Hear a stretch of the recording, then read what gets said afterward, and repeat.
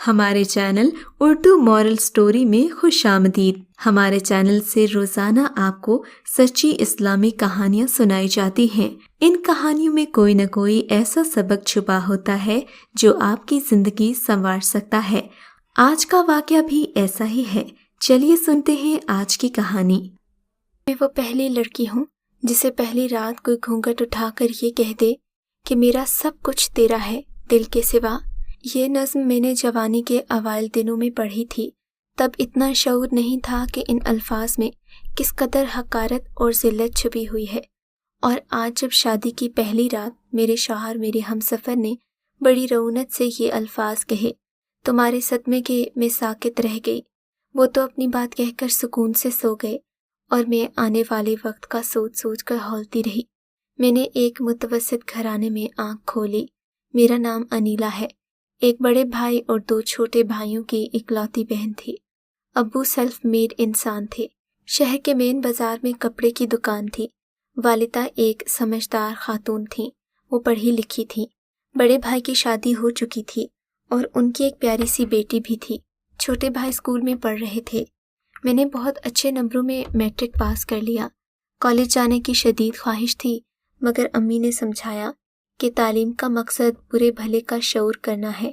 تمہارے ابو کی خواہش ہے کہ اب تم گھر پر رہ کر گھرداری سیکھ لو تاکہ اگلے گھر جا کر تمہیں کوئی مشکل پیش نہ آئے۔ بھابھی سے ہلکا سا احتجاج کیا تو بولی کہ تمہارے بھائی کی بھی یہی خواہش ہے۔ میں کیا کہتی، ضد کرنے کی عادت نہیں تھی، گھرداری میں مصروف رہنے لگی۔ امی اور بھابھی بہانے سے ہر کام سکھانے لگیں۔ انہی دنوں مسرت، جو کہ میری بچپن کی سہیلی تھی، اس نے بھی میٹرک کے بعد پڑھائی چھوڑ دی اور ایک سلائی اسکول میں داخلہ لے لیا۔ میں نے بھی امی سے اجازت مانگی۔ ابو سے مشورہ کرنے کے بعد امی نے مجھے اجازت دے دی۔ سلائی سینٹر ہمارے گھر سے زیادہ دور نہیں تھا۔ ہم دونوں صبح 10 بجے جاتی اور 5 بجے چھٹی ہوتی۔ سلائی کا کام بہت دلچسپ تھا۔ کپڑے ہم گھر سے لے کر جاتے، اسے کاٹنا اور سلائی کرنا سکھایا جاتا۔ ایک روز ہم دونوں گلی سے نکل کر سڑک پر آئیں تو وہاں ایک لڑکا کھڑا تھا۔ ہم نے غور نہیں کیا، مگر جب 4 دن تک متواتر ہم نے اسے وہاں دیکھا تو چونک گئے۔ انیلا، تم نے غور کیا ہے؟ یہ لڑکا روزانہ ہمارے راستے میں کھڑا ہوتا ہے، مسرت نے کہا۔ ہاں، میں نے بھی محسوس تو کیا ہے، مگر ہو سکتا ہے کہ اسے کوئی کام ہو۔ وہ کسی اپنے کام سے کھڑا ہوتا ہو، میں نے کہا۔ نہیں، مخصوص وقت اور جگہ پر کھڑے ہونے کا ایک ہی مقصد ہے کہ وہ ہمارا انتظار کرتا ہے۔ جب ہم گزر جاتے ہیں تو وہ بھی کہیں چلا جاتا ہے۔ فضول بات نہ کرو، میں نے کہا۔ مگر اب میں نے بھی غور کیا تو ایسا ہی تھا۔ ہمارے قریب سے گزر جانے کے بعد وہ دیکھتا رہتا اور پھر واپس مڑ جاتا۔ ابھی تک اس نے کوئی غیر اخلاقی حرکت نہیں کی تھی، نہ کوئی آواز دی، نہ مخاطب ہونے کی کوشش کی۔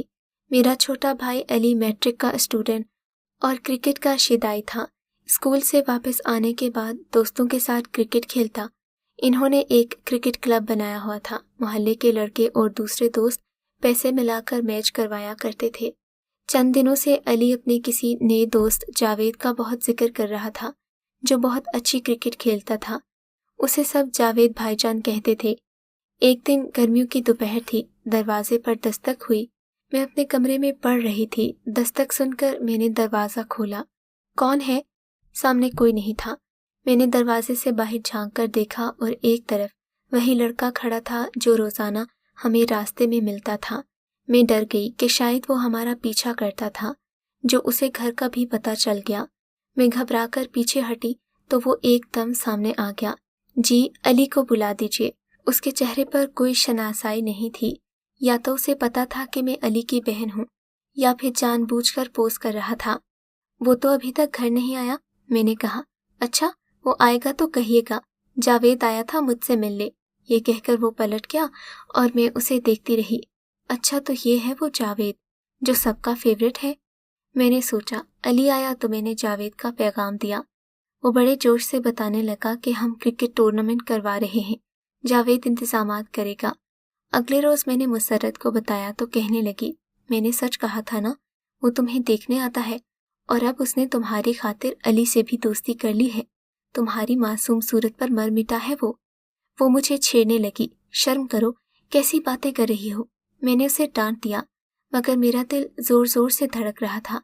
वक्त गुजरने लगा। हमारा सिलाई का कोर्स 1 साल का था। 6 माह गुजर गए थे। अब तो मुझे अच्छी खासी सिलाई करना भी आ गई थी। सो इस दौरान जावेद ने कोई बात नहीं की सिवाय रोजाना राह में खड़ा होने के। कई बार मैंने महसूस किया कि हमारे करीब पहुंचने पर वो कुछ हिम्मत करता, मगर जो ही मैं करीब पहुंचती वो रुक जाता। अब वो भी मेरे तसव्वुर में रहने लगा था। हम लड़कियां भी अजीब होती हैं। दिल में किसी का अक्स उभरने लगे तो अपने साए से भी डरने लगती हैं। आंखें झुकाकर बात करती हैं कि दिल में बैठा शख्स कहीं आंखों में न मुस्कुरा उठे, मगर उस शख्स को गुमान भी न होने देंगी कि वो ख्वाबों में शामिल हो गया है। मैं जावेद को देखती तो दिल की धड़कन बढ़ने लगती, मगर उसके करीब से गुजरते हुए नजरें न उठा पाती। और वो था कि आंखों से ही जज्बे लुटाए जा रहा था। सिलाई कोर्स मुकम्मल नहीं हुआ था कि एक अच्छे घराने से मेरा रिश्ता कबूल कर लिया गया। मैं भी अम्मा अब्बा के सामने चुप हो गई। बोलती भी तो क्या, किसके लिए बोलती। जो दिल का मकीन बना हुआ था उसने उम्मीद की कोई डोर मेरे हाथों में नहीं थमाई थी। मेरे ससुराल वालों को पता नहीं किस बात की जल्दी थी। इन्होंने मेरे वालिदैन को 1 माह में राजी कर लिया और यूं मेरी शादी की तारीख रख दी गई। अम्मी ने कहा 2-4 दिन तक सिलाई का काम खत्म कर लो, फिर तुमने अपनी भाभी के साथ मिलकर सारी तैयारियां करनी है। और वो मेरा सिलाई स्कूल में आखिरी दिन था। आज दिल पता नहीं क्यों भरा रहा था। मुसर्रत मेरे साथ थी। जब हम सड़क पर आए तो वो सामने खड़ा था। आंसुओं ने मेरी आंखें भर दी। नजरें झुकाए उसके करीब से गुजरने लगी तो वो सामने आ गया। मुझे आपसे बात करनी है, वो मुझसे मुखातिब था। मुसर्रत तो जानबूझकर आगे चली गई। मैं आपकी इजाज़त से अपने वालिदैन को आपके घर भेजना चाहता हूँ। उसने कहा तो मुझे समझ में नहीं आई कि किस्मत की इस सितम ज़रीफ़ी पर हंसूं या रोऊं। उसने इजहार भी तो किया तो कब, जब मैं किसी और की होने जा रही थी। मैं उसे कोई उम्मीद नहीं दिलाना चाहती थी। मैंने कहा मैं नहीं जानती आप कौन हैं, मगर आपको बता दूं चंद दिनों में मेरी शादी हो जाएगी। मैंने उसकी आंखों में देखकर बड़े पुरएतमाद लहजे से देखा। लम्हे में उसका रंग खौफनाक हद तक जर्द पड़ गया। मैंने नजरें चुरा ली और आगे जाने के लिए कदम बढ़ाया ही था कि उसकी कांपती हुई आवाज़ आई। मैंने बहुत देर कर दी। आपको मुखातिब करके इज्जत पर कोई हर्फ नहीं आने देना चाहता था, मगर अफसोस खाली हाथ रह गया। उसकी आवाज़ भरा गई और मेरा दिल लरस रहा था। आंखों में आंसू थे, मगर मैं उसके सामने कमज़ोर नहीं पड़ना चाहती थी, इसलिए पलट कर नहीं देखा। यूं मेरी मोहब्बत की कहानी शुरू होने से पहले ही ख़त्म हो गई। मेरे होने वाले शौहर का नाम अकरम था। मैंने उसकी तस्वीर देखी। वो एक लंबा ऊंचा नौजवान था। मैंने साफ नीयत और मुकम्मल रजामंदी से अपने ख्यालों का रुख अकरम की तरफ कर लिया। मैं अपनी ज़िंदगी का सफ़र पूरी ईमानदारी से शुरू करना चाहती थी। कभी जावेद का उदास चेहरा मेरी आंखों के सामने आता तो दिल कटने लग जाता, मगर मैं अपने आप को समेट लेती। शादी की तैयारियों में शादी के दिन करीब आते गए। मेरे ससुराल वालों की तरफ से मेरे लिए मेहंदी का एक खूबसूरत जोड़ा आया था, फूलों का जेवर और भी बहुत कुछ।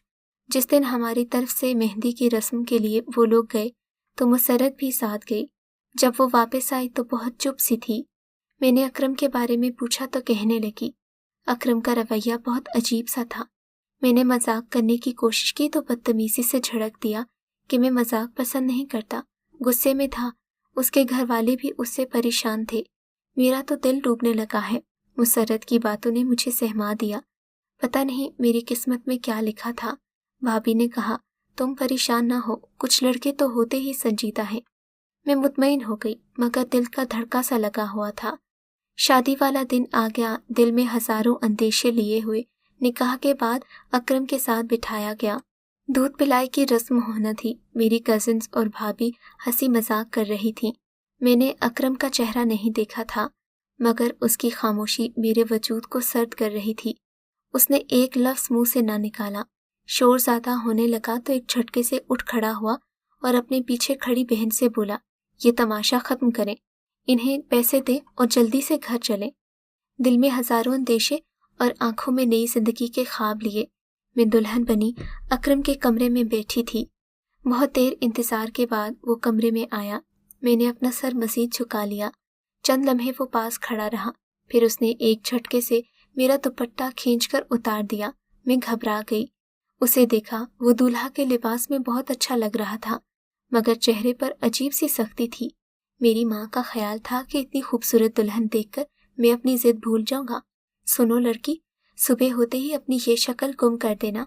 मेरी माँ को भी पता चले कि बेटे को जज्बाती ब्लैकमेल करने का अंजाम क्या होता है। वो बोल रहा था, मेरा जहन सुन हो रहा था। आखिर मैंने हिम्मत और बड़ी लजाजत से कहा, आपको मेरे घर वालों से कोई शिकायत है या मुझसे कोई गलती है तो प्लीज माफ कर दें। बहरी हो क्या तुम? वो जोर से चीखा। मैं सहम गई। मैं कह रहा हूँ, मैं तुमसे शादी करना ही नहीं चाहता था। मेरी माँ ने जहर खाने की धमकी देकर मुझे तुमसे शादी पर मजबूर किया, इसलिए मैंने भी फैसला कर लिया है कि अपनी माँ को सबक सिखाऊंगा। मुझे रोना आ गया। माँ को सबक सिखाने के लिए मेरी इज्जत दांव पर लगा दी। सुबह होते ही यहाँ से दफा हो जाना। उसके लहजे में फिरौनियत थी। ये कहकर वो कमरे से निकल गया। मैं अपनी किस्मत को रोने लगी। वालिदैन बेटियों के लिए क्या क्या सोचते हैं, मगर उनके नसीब में क्या होता है ये कोई नहीं जानता। सुबह सास मेरे कमरे में आई। मेरी उजड़ी हालत देखकर शिश्तर रह गई। अकरम ने क्या कहा है तुमसे? वो मेरे करीब बैठकर बोली। मैंने उनके चेहरे की तरफ देखा और जान गई कि इन्होंने जो जुआ खेला था, उस जुए के बदले में मेरी जिंदगी दांव पर लग गई। बेटी, अकरम जिस लड़की के पीछे था वो आवारा लड़की है। अकरम के अलावा बहुत लड़कों से उसका ताल्लुक है। तोहफे तहाइफ लेना, होटलों में फिरना उसका वतीरा है। इसीलिए मैं राजी नहीं थी। अकरम ने भी जब चुपचाप मेरी बात मान ली तो मैंने सोचा आहिस्ता आहिस्ता सब ठीक हो जाएगा। तुम खूबसूरत हो, उसे अपनी तरफ मुतवज्जे करके उस लड़की को उसके जहन से निकाल सकती हो। हाय रे खुशफहमी, बेचारी माँ। इसने मेरे सजे संवरे रूप को नजर उठाकर भी न देखा और माँ की खुशफहमी की हद ही न थी। मेरी नंद ने मुझे दूसरे कपड़े दिए। मैं आने वाले वक्त के इंतजार में थी कि अब आने वाला लम्हा मुझे क्या दिखाता है। मेरे भाई और भाभी नाश्ता लेकर आ चुके थे। नाश्ते में हर नियामत मौजूद थी। मैं भाभी के गले लगकर फूट फूट कर रोती। अकरम न जाने कहाँ था। उसकी माँ ने किसी दोस्त के एक्सीडेंट का बहाना बना दिया। नाश्ते के बाद भाई और भाभी वापस जाने लगे तो अकरम आ गया। भाई गले मिलने को आगे बढ़े तो उसने हाथ से रोक दिया। इसे भी साथ ले जाइए, उसने मेरी तरफ इशारा कर दिया। भाई तो उसके लहजे पर हैरान रह गए। उसकी माँ ने उसका हाथ पकड़कर कुछ कहना चाहा तो माँ को सख्ती से एक तरफ करके बोला, अपनी बहन को साथ ले जाए, मैं इसे रखना नहीं चाहता। भाई का चेहरा जर्द पड़ गया। क्या बात है अकरम, इससे कोई गलती हो गई तो माफ कर दो। किस चीज की कमी रह गई थी? भाभी और भाई का चेहरा लम्हा बलम्हा जर्द पड़ता जा रहा था। क्या बात है अकरम? भाभी ने आगे बढ़कर कहा, अनीला भी कम उम्र है, इससे कोई गलती हो गई तो इसे माफ कर दो। भाभी के लजाजत भरे अंदाज ने मुझे रुला दिया। कितने बेबस हो जाते हैं लड़की के घर वाले। लड़की के लिए हर चीज खरीदते हैं मगर खुशी और नसीब नहीं खरीद सकते। भाई ने अकरम की लाख मिन्नतें की मगर वो अपनी जिद पर अड़ा रहा। ऐसी वाहियात बातें बोली कि भाई का चेहरा शर्म और गुस्से से लाल हो गया। अपनी बहन के सामने वो ये बातें सुन भी नहीं सकते थे। भाई ने फौरन तलाक का मुतालिबा कर दिया और उसे थप्पड़ मारा। भाई ने अकरम को थप्पड़ मारा। भाभी और अकरम की अम्मी भाई को पकड़ने लगी मगर भाई ने उसे न छोड़ा जब तक उसने 3 बार तलाक न दे दी। भाई उसका गिरेबान पकड़े रहे। तलाक के बाद भाई ने उसे जोर से धक्का दिया और वो नीचे गिर पड़ा। भाभी ने मेरा हाथ पकड़ा और हम वहां से निकल आए। इस गम ने तो मुझे खामोश ही कर दिया था। मैंने भी सारा मामला अल्लाह पर छोड़ दिया। मैं सोच भी नहीं सकती थी कि पहले ही दिन मुझ पर तलाक का दाग लग जाएगा। फिर एक दिन मेरे लिए एक और रिश्ता आया जिसे कबूल कर लिया गया। अनीला, तुम्हारे लिए रिश्ता हमने मुंतखब किया है। ये लड़का बीए पास और वालिद के साथ रेडीमेड गारमेंट्स का काम करता है। बाकी बहनें शादीशुदा हैं। बड़ी चाह से तुम्हारा रिश्ता मांगा है, भाभी ने बताया था। मैंने सारा मामला अल्लाह पर छोड़ दिया था।